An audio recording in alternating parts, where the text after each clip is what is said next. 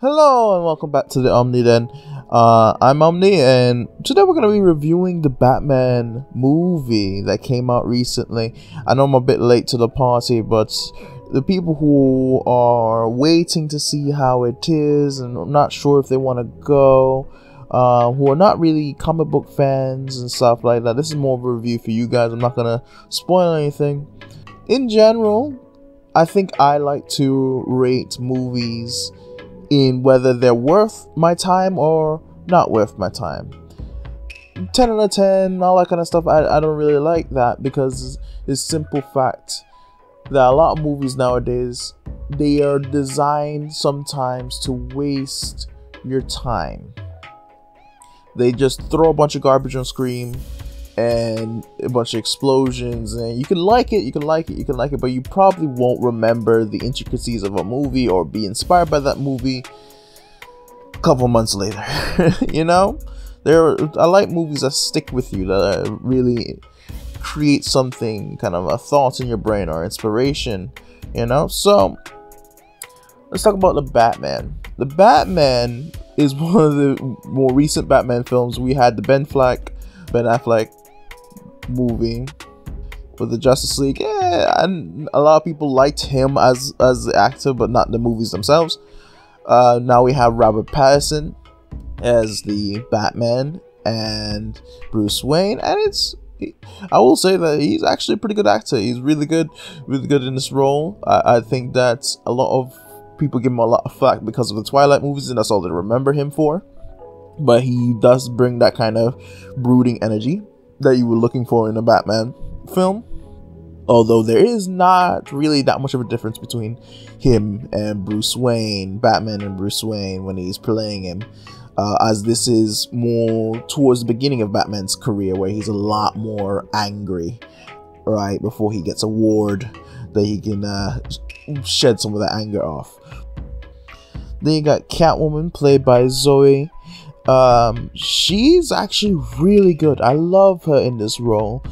She plays more of the modern version of the Cat, less about stealing for personal gain, more about helping out the community what she lives in and trying to get out of poverty, and can't stand not getting into trouble for the right reasons.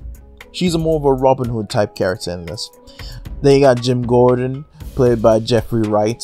It's actually really good as well, although I noticed this, that his voice is a lot it's like he's trying to compete with Batman in terms of gravelly voice. But yeah, these are the three main protagonists of the story, driving the story forward, and like I say, all of them bring a good amount of effort to the table and really enjoyable. Then you have the villains, Falcone and Penguin and the Riddler, as you've seen through the trailers and everything. They are also really good depictions of them, although Penguin, instead of like actual Penguin, is more of a mobster, and Falcone of course is a mobster, and then the Riddler is much more of a psychopath.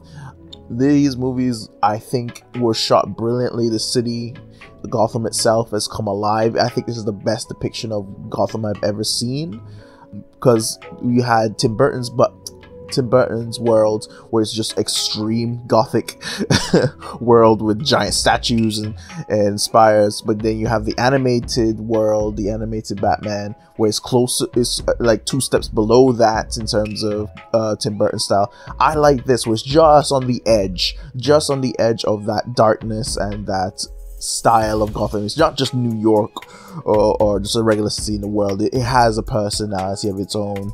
And I love the cinematography in the film, the editing. It's a bit long, honestly. There's not necessarily on like a lot of slow-mo or anything like that, but it's just a very long movie, and then some scenes that definitely could be cut.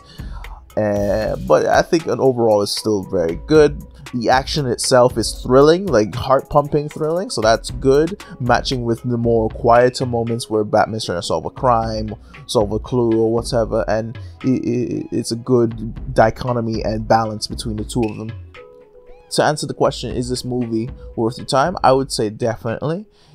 is worth the price of admission. You will remember it. I hope you'll be inspired by it to create some stuff like I have when I'm drawing. But yeah, go check out the movie. It's still out in theaters, I believe. There's probably a lot of spoilers out there, but just try to enjoy yourself, and it's not a waste of time. That's the main point.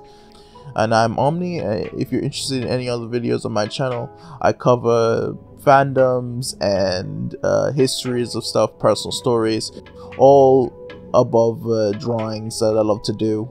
And check me out on Instagram. It's in links in the description, and have a good day.